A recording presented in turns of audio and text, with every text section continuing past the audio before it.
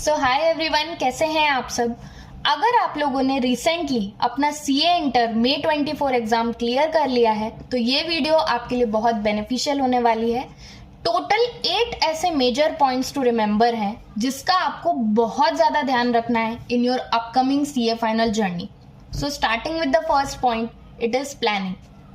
Planning सुनने में आपको एक बहुत ही कॉमन चीज़ लग रही होगी कि प्लानिंग तो हमने बहुत बार सुना है कि हाँ प्लानिंग से चलना चाहिए, प्लानिंग से चलना चाहिए, लेकिन सीए फाइनल में प्लानिंग थोड़ी सी हटके होगी। सीए इंटर तक आप जो भी प्लान्स बनाते थे वो बहुत आसानी से एग्जीक्यूट हो जाते होंगे क्योंकि सीए इंटर के एग्जाम में बहुत ज़्यादा टाइम नहीं होता है, लेकिन सीए फाइनल का एग्जाम में थोड़ा सा ड्यूरेशन ज़्यादा होता है। सो आई विल ऑलवेज एडवाइस कि आप शॉर्ट टर्म प्लान्स बनाओ जिससे वो जल्दी से जल्दी एग्जीक्यूट हो पाए। जितना आप जेस्टेशन पीरियड ज्यादा रखोगे अपने प्लान्स का, देयर आर चांसेस कि वो प्लान्स ब्रेक हो जाएंगे एंड कभी एग्जीक्यूट नहीं होंगे। तो short term planning, step by step planning से आप स्टार्ट करो जिससे कि आपकी प्लानिंग एग्जीक्यूशन मोड में आ पाए। Another thing is choose your coaching very very wisely. Please trial and error basis पे किसी भी सब्जेक्ट की कोचिंग चूज मत करना कि अभी ये वाली कोचिंग देख लेते हैं, क्योंकि आपके पास इतना ज़्यादा टाइम नहीं है कि आप ट्रायल एंड एरर बेसिस पे कोचिंग स्विच करो। उससे आप कंफ्यूज भी हो जाओगे। अगर आप मल्टीपल कोचिंग्स करोगे एक ही सब्जेक्ट के लिए, so there are high chances कि आप कंफ्यूज हो जाओगे। So it is always advisable कि आप अच्छे से सोच समझ के जो भी कोचिंग आप चूज कर रहे हो बहुत वाइजली चूज करो कि किस सब्जेक्ट की आपको कौन सी कोचिंग करनी है। Another thing is choose the decision of your articleship very very wisely. यहाँ पे बहुत सारे स्टूडेंट्स को प्रॉब्लम आती है क्योंकि कई बार हम पीयर प्रेशर के इन्फ्लुएंस में आ जाते हैं ड्यूरिंग आवर आर्टिकलशिप। आर्टिकलशिप का जो डिसीजन है ये सोलली आपके स्वॉट एनालिसिस यानी कि स्ट्रेंथ वीकनेस एनालिसिस पे होना चाहिए। आर्टिकलशिप का डिसीजन आपको अपने फ्रेंड से पूछ के नहीं लेना कि उसका क्या रोल है या वो कौन से मिड साइज में, बिग साइज में, कैसी फर्म में आर्टिकलशिप कर रहा है। You have to think about your own strength and weaknesses. आपको देखना है कि आप कितना प्रेशर टॉलरेट कर सकते हो, कितने प्रेशर के संग, क्योंकि सीए फाइनल में you have an number of things to do. आपको आर्टिकलशिप में ऑफिस का काम करना है, उसके बाद आपको ऑनलाइन क्लासेस करनी है, उसके बाद आपको पढ़ाई करनी है, सेल्फ स्टडी करनी है, मॉक टेस्ट देने, इतनी सारी चीजें हैं कि आपको बाद में अगर आपने किसी को भी जस्ट कॉपी किया तो आप ही प्रॉब्लम में आ जाओगे। तो मैं इसीलिए हमेशा एडवाइस दूंगी कि आर्टिकलशिप का डिसीजन सोलली आपका होना चाहिए। अपने स्ट्रेंथ और वीकनेस को देखते हुए आर्टिकलशिप का डिसीजन चूज करिए। कभी किसी को कॉपी मत करिए जिससे कि थोड़े टाइम बाद आपको रिग्रेट ना हो कि ये मैंने क्या डिसीजन ले लिया। So this is a very important thing. Another thing is self study. बहुत सारे सीए फाइनलिस्ट इस पॉइंट पे बहुत ज़्यादा हर्डल फेस करते हैं कि वो सेल्फ स्टडी को बिल्कुल इंपॉर्टेंस नहीं देते सीए फाइनल में। वो उनको ऐसा लगता है कि बस हमने क्लासेस कर ली, और चाहे वो ऑनलाइन क्लासेस हो चाहे उन्होंने प्रैक्टिकल क्लासेस करी हो, वो सेल्फ स्टडी को बिल्कुल ध्यान ही नहीं देते।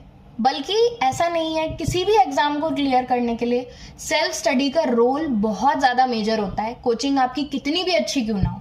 तो सेल्फ स्टडी पे ध्यान आप प्लीज दीजिएगा। ऐसा मत करिएगा कि लास्ट के लिए आपने सेल्फ स्टडी को छोड़ दिया है, क्योंकि वो एक बहुत मेजर रोल प्ले करेगी। भले ही आप उस सब्जेक्ट की कोचिंग ले रहे हो, लेकिन सेल्फ स्टडी को कभी भी इग्नोर मत करिएगा। That is the most powerful weapon for clearing your CA final. उसके बाद हम आते हैं नोट्स पे।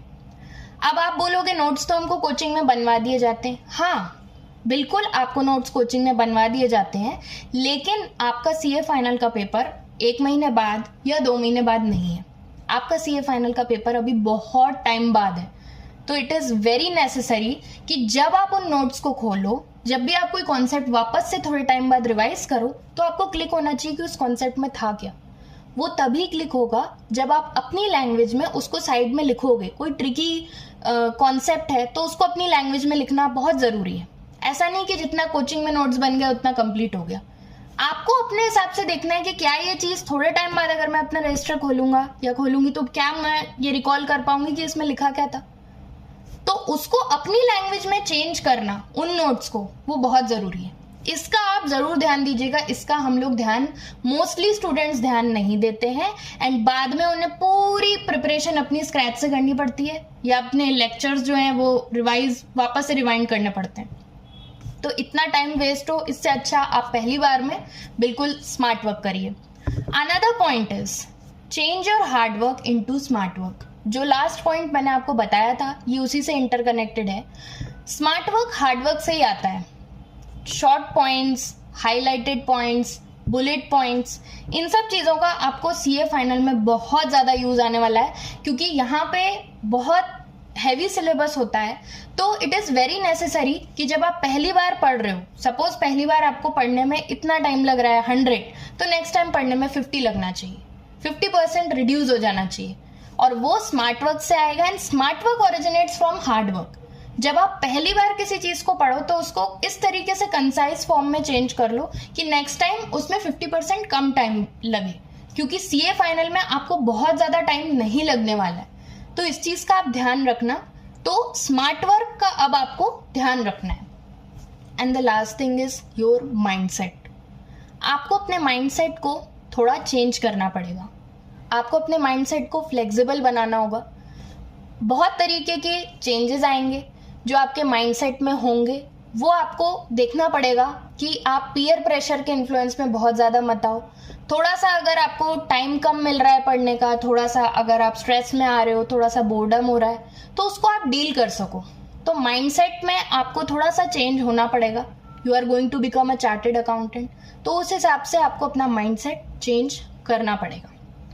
Last and the foremost thing which is very very important is your skills। ये एक गोल्डन टाइम है जब तक आप सीए नहीं बनते अपनी स्किल्स को ब्रश अप करने का। एक बार अगर आप सीए बन गए तो आप प्रैक्टिकल वर्ल्ड में एंटर हो जाओगे। सीए बनने के बाद आप किसी भी फील्ड में क्यों ना एंटर हो, skills matter a lot in practical world. अभी आपको ऐसा लग रहा होगा एग्जाम क्लियर करना सब कुछ होता है, लेकिन प्रैक्टिकल वर्ल्ड में एग्जाम क्लियर करने के साथ साथ your technical skills, your communication skills, your soft skills, these things matter a lot. इसको बहुत हाई वेटेज दिया जाता है बाहर के प्रैक्टिकल वर्ल्ड में। तो स्किल्स का बहुत ज़्यादा आपको ध्यान रखना पड़ेगा, और ये बेस्ट टाइम है अपने स्किल्स को ब्रश अप करने के लिए। तो अगर आपने अपने स्किल्स को अभी पेंडिंग जोन में डाल दिया कि एक बार सीए बन जाएंगे तब देखेंगे, बहुत सारे स्टूडेंट्स के संग ऐसा होता है, वो बाद में बहुत ज़्यादा प्रॉब्लम फेस करते हैं। मैं नहीं चाहती कि मेरे व्यूअर्स ऐसा कोई भी प्रॉब्लम फेस करें।